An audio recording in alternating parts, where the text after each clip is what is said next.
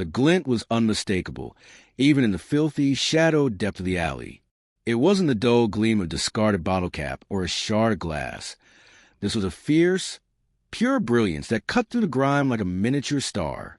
Sarah's fingers, raw and aching from the biting November cold, closed around something impossibly hard, impossibly brilliant beneath a pile of sodden refuse. She drew it out. A ring. Not just any ring. Even her untrained eye. The central diamond was colossal, surrounded by a halo of fire that seemed to burn in her dirt-stained palm. This wasn't just jewelry. It was a lifeline. $1 million? More? Enough to end the gnawing hunger, the freezing nights, the crushing invisibility of her existence.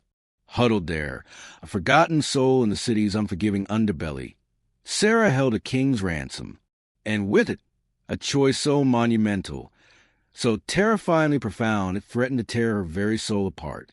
The decision she would make, it would echo far beyond this desolate alley. Sarah hadn't always known this life of shadows and whispered prayers for sustenance. There was a time when her world was one of quiet routines and modest comforts. A small, book-filled apartment, warmed by the scent of her mother's baking and the hum of a beloved classical music station. She'd been an administrator, was at a small, independent publishing house, a place where the aroma of fresh ink and old paper was a daily perfume.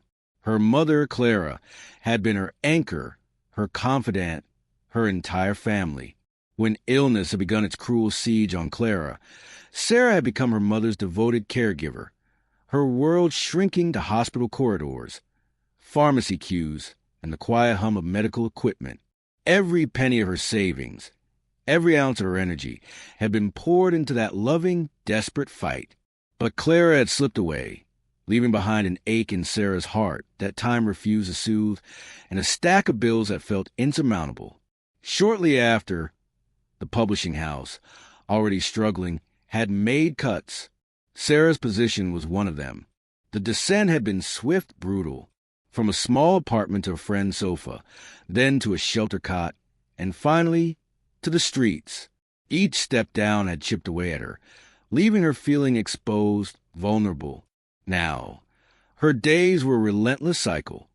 The search for a safe place to rest, a public restroom to maintain a sliver of hygiene, a kind face that might offer a spare coin or a leftover sandwich. Her most treasured possessions were few: a thick, hand-knitted scarf, one of the last things Clara had made for her, a dog-eared copy of Pride and Prejudice, with her mother's annotations in the margins, and a single creased photograph of them both, laughing under a summer sky, their faces bright with a happiness that now felt like a distant dream. These she guarded fiercely, tucked inside a worn plastic grocery bag that served as her only luggage.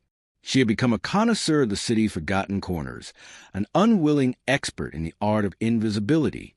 Yet, even in the depths of her despair, a flicker of the woman she once was remained, a quiet dignity, a refusal to be entirely extinguished, and an ingrained honesty, a moral compass forged in her mother's gentle teachings.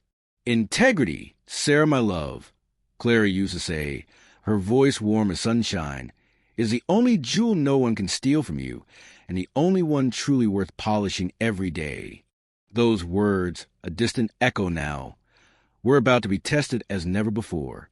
The alley where she'd sought refuge from the sudden, icy downpour was behind a row of upscale boutiques and a celebrated restaurant, places whose glittering windows she usually hurried past, feeling like a ghost haunting a feast.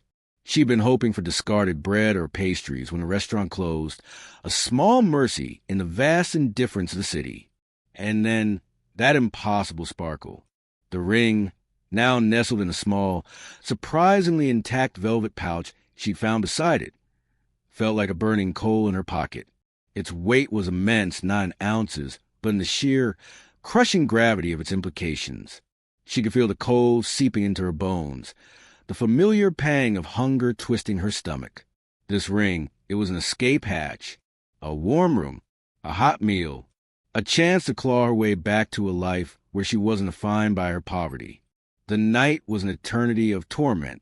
Curled in a doorway, shielded from the worst of the wind but not the damp cold, Sarah clutched the pouch. Sleep was a distant country she couldn't reach. Every time she drifted, the diamond flashed behind her eyelids, mocking her with its brilliance. She imagined walking into a discreet jeweler's shop, the kind that didn't ask too many questions. The assessing gaze, the hushed offer, the feel of crisp banknotes in her hand. More money than she had seen in her entire life. She could rent a small, clean room, buy new clothes without holes or the faint, persistent smell of the streets. She could eat 3 meals a day, simple, nourishing meals. Maybe even enroll in a course, update her skills, find work again, be Sarah again, not just the homeless woman. The temptation was a physical ache, a siren song promising an end to her suffering. But then another image, equally vivid, would rise. A hand, elegant and perhaps aged, reaching for a familiar place on a dressing table or in a jewelry box. The dawning horror of finding it empty, the panic, the grief. This wasn't just a trinket. A ring like this, so obviously unique, so breathtakingly expensive, had a story. It was a symbol of love, of a milestone, a precious heirloom passed down through generations. She thought of Clara's locket, a simple silver heart that held a tiny, faded picture of Sarah as a baby. If that had been lost, the monetary value would have been negligible, but the sentimental loss unbearable. To sell this diamond ring would be to extinguish someone else's light, to profit from their pain. The thought settled like a stone in her already heavy heart. As the first gray light of dawn crept over the city, painting the grimy buildings in hues of slate and rose, Sarah made her decision. It wasn't a sudden epiphany, but a slow, weary settling of her conscience. She couldn't do it. She wouldn't. The potential freedom the ring offered was intoxicating, but the price, her own integrity, her mother's memory, was too high. A strange calm descended over her. The path ahead was still shrouded in fog, but at least she knew which way she would turn her first step. The immediate problem, however, was immense. How does one return a fortune when one has nothing? Her first stop was a public library, a sanctuary of warmth and knowledge. Using one of the public computers, her fingers clumsy on the keyboard, she searched for a lost diamond ring, found valuable jewelry, hoping for a desperate online plea. The internet offered a confusing torrent of information, but nothing that seemed to match this specific, magnificent piece. She considered the police, but a cold knot of fear tightened in her chest. A woman like her, turning in a ring like this? They'd suspect her of theft, not altruism. The questions, the suspicion, the possible repercussions, she couldn't face it. She took the ring out of its pouch for a fleeting moment, shielding it with her body as she examined it more closely. Inside the band, almost invisible to the naked eye, were tiny, exquisitely engraved initials. Yea from M.A. and a date from 53 years prior. Yea. The owner had a name, or at least initials. This deepened her resolve. This was a testament to a long love. She decided her only recourse was to return to the area where she'd found it. Perhaps the owner had put up notices, or would be retracing their steps in frantic hope. The boutiques and restaurants of Grand Avenue were already stirring to life. Elegant women with expensive handbags hurried by, their gazes sliding past Sarah as if she were part of the scenery. She felt a familiar pang of invisibility, but today it was tinged with new urgency. She scanned lampposts, shop windows, community notice boards. Her hope began to dwindle. Then, tucked away on a corkboard outside a small independent bookstore, almost hidden by flyers for yoga classes and poetry readings, she saw it. A small, handwritten card. The script was elegant, slightly tremulous. Lost. It declared in neat capital letters. Lady's unique platinum and diamond engagement ring. Of immense sentimental value. Believed lost on the evening of November 3rd. Vicinity of Grand Avenue / Elm Street. Substantial reward offered for its safe return. If found, please call. A telephone number followed. Sarah's heart leaped. This had to be it. The description, the location, the palpable anguish and phrase, immense sentimental value. It resonated with the story the ring itself seemed to tell. Her fingers trembled as she copied the number onto a crumpled grocery receipt, the only piece of paper she possessed. Now for the call. She had no phone, and only a few carefully hoarded coins. Finding a working payphone felt like an archaeological dig, but she eventually located one outside a dusty convenience store. Each coin she dropped into the slot felt like a momentous investment. The phone rang, each pulse echoing in the quiet hum of the street. Once, twice, 3 times. She almost hung up, convinced it was a lost cause. Then, a voice, soft, cultured, and unmistakably laden with sorrow. "Hello? Hello," Sarah managed, her own voice a dry whisper. I'm calling about the lost ring." A sharp intake of breath on the other end. A pause, filled with an almost unbearable tension. "You found it?" The hope in that voice was fragile, yet fiercely alive. "I believe so. I found a ring last night. It's very beautiful. Platinum with a large diamond." "Oh, my dear child. Oh, thank God." The relief in the woman's voice was so profound it was almost a sob. "Where are you? Can we meet? I must see it. Please." They agreed to meet in 20 minutes at a small, quiet park nearby, a neutral space. Sarah described her worn blue jacket and her mother's faded scarf, so the woman would recognize her. As she replaced the grimy receiver, Sarah leaned against the phone booth, her legs shaking. It was done. The hardest part was over. Or perhaps it was just beginning. The park was a small square of autumn gold, crisp leaves crunching underfoot. Sarah found an empty bench and sat, the velvet pouch resting in her lap, like a sleeping bird. She felt strangely detached, as if watching herself in a play. A few minutes later, a taxi pulled up to the curb. An elderly woman emerged, leaning gracefully on a silver-topped cane. Her silver hair was impeccably styled, her coat a subtle, expensive cashmere. Even from a distance, Sarah could see the anxiety etching lines around her eyes, the way her gaze swept the park with a desperate, searching intensity.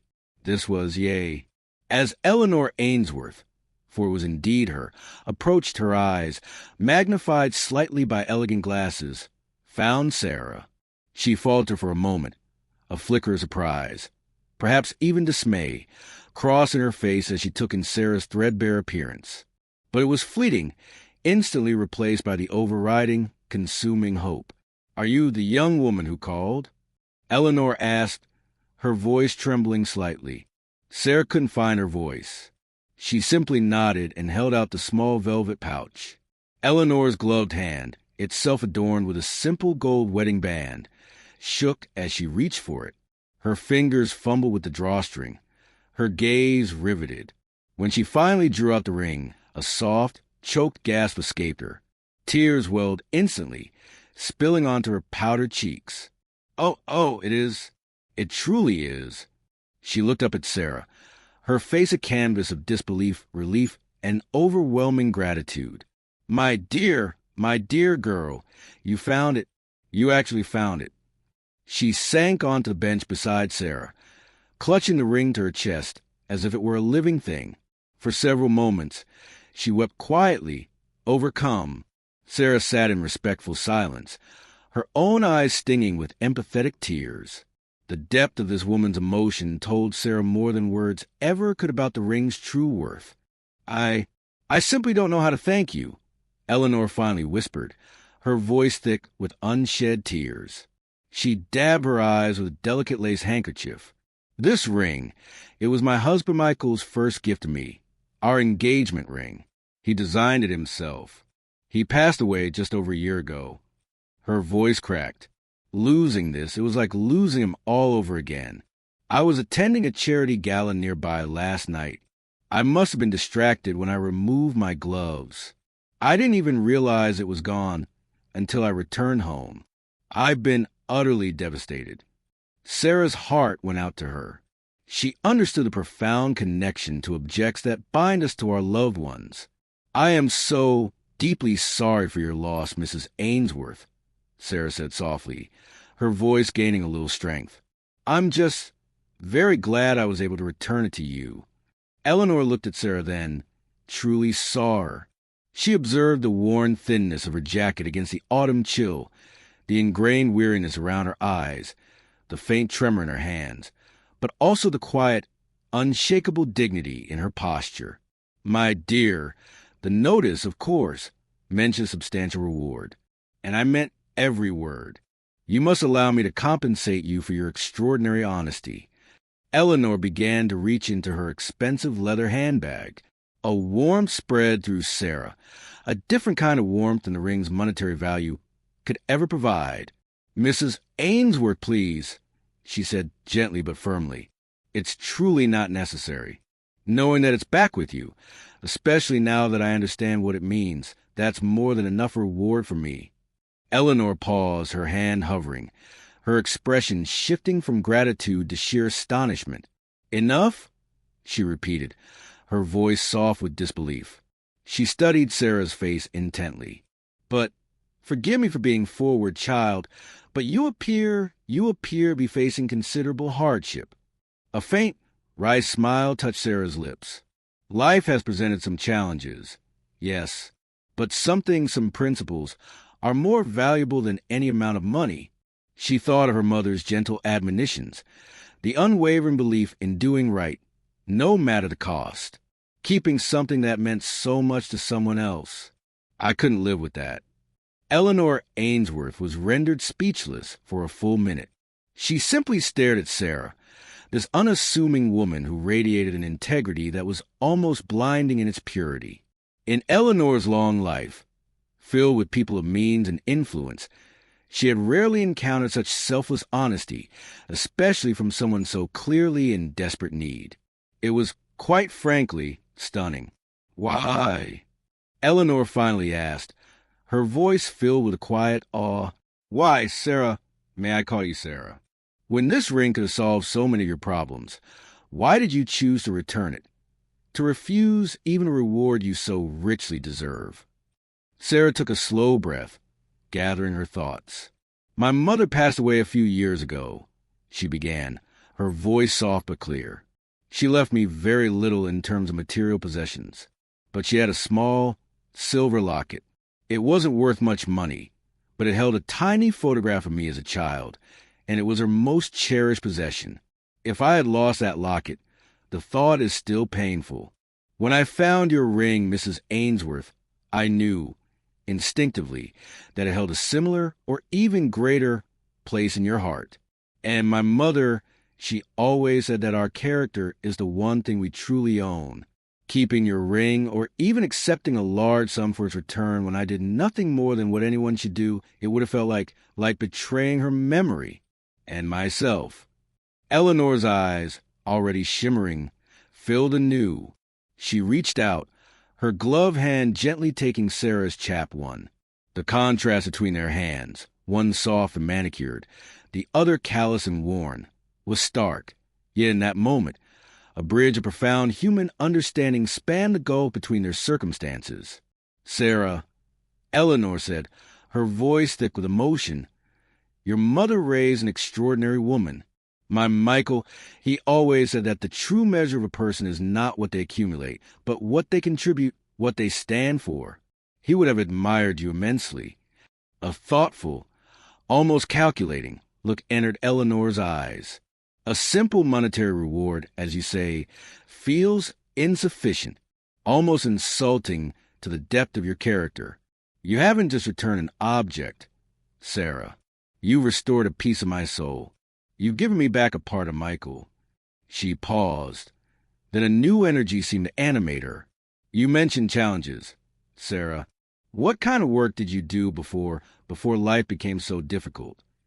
Hesitantly at first, then with growing confidence, as Eleanor listened with genuine, compassionate interest, Sarah spoke of her administrative work, her organizational skills, her quiet love for detail and order. She briefly outlined the series of misfortunes that had led her to her current plight, never dwelling on self-pity, but stating facts with a quiet dignity. Eleanor listened, nodding occasionally, her gaze never leaving Sarah's face. When Sarah finished, Eleanor was silent for a moment, a new plan clearly forming in her astute mind.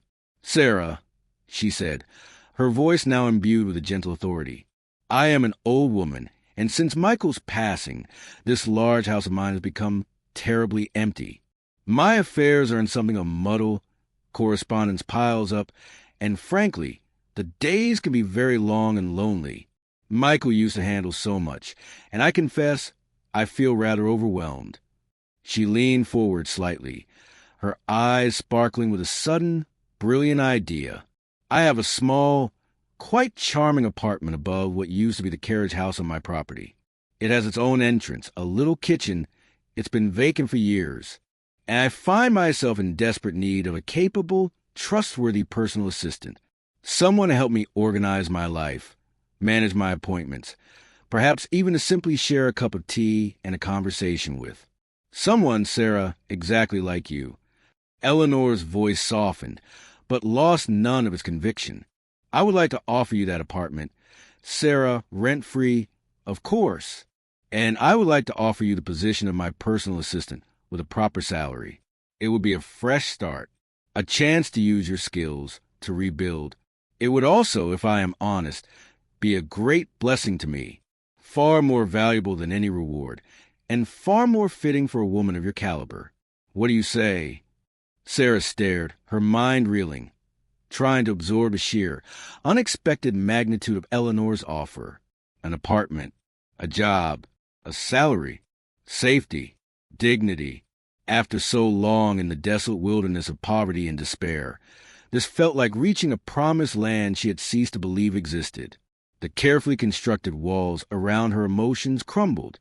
Tears, not of sorrow this time, but profound, almost unbearable relief and gratitude, began to stream down her face.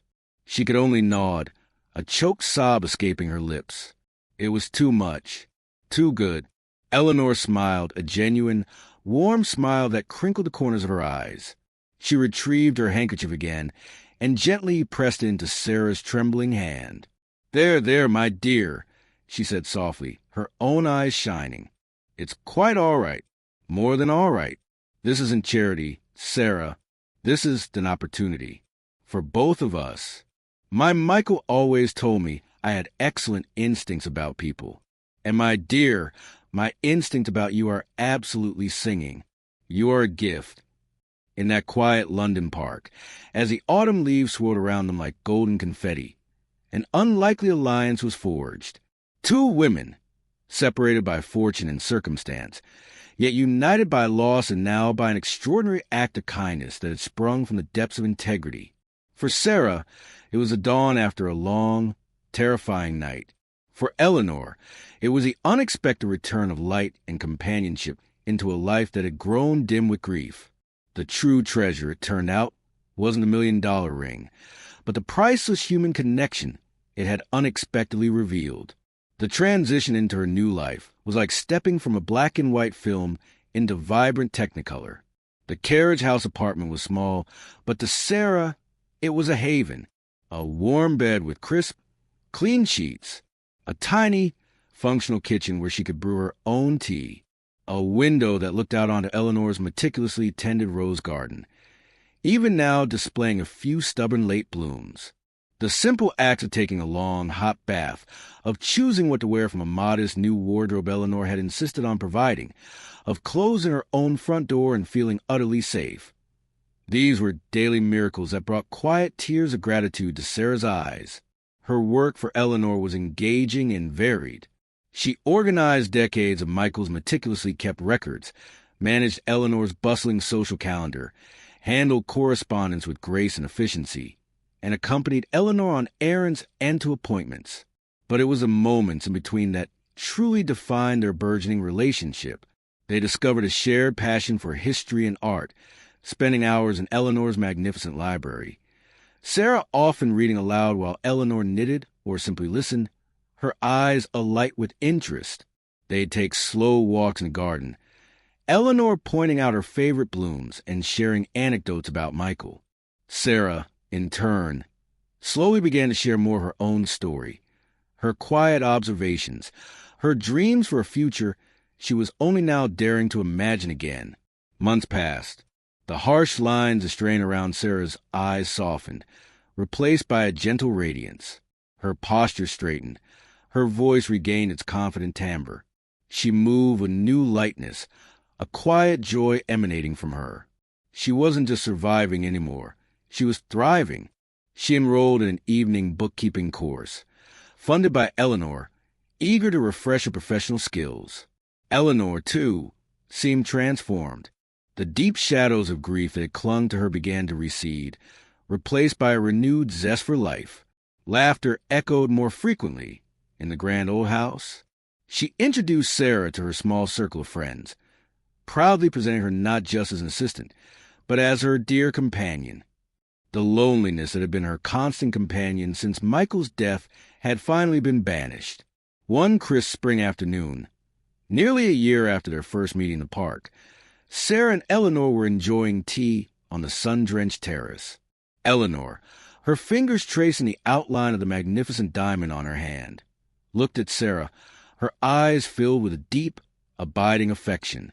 "You know, Sarah," Eleanor mused, "when I lost this ring, I thought I'd lost the last tangible piece of my Michael. But its return brought me something even more precious. It brought me you. Michael always said that true kindness is a boomerang. It always returns, often in unexpected ways." Sarah smiled, her heart swelling with a warmth that had become blessedly familiar. She looked at the vibrant garden, at the kind, intelligent face of the woman who had seen past her tattered clothes and into her soul, who had offered not just a hand out, but a hand up. "He was a very wise man, Eleanor," Sarah said softly. "And you, my dear friend, have the biggest heart of anyone I've ever known." The shocking choice Sarah had made in that desolate alley, a choice born in unshakable integrity in the face of overwhelming temptation, had indeed stunned Eleanor. But more than that, it had illuminated a path out of darkness for them both, proving that the most valuable treasures in life are not those made of gold or diamond, but those forged in the extraordinary power of human compassion and the enduring beauty of a second chance. The echoes of that choice continued to ripple outwards, warming everything they touched.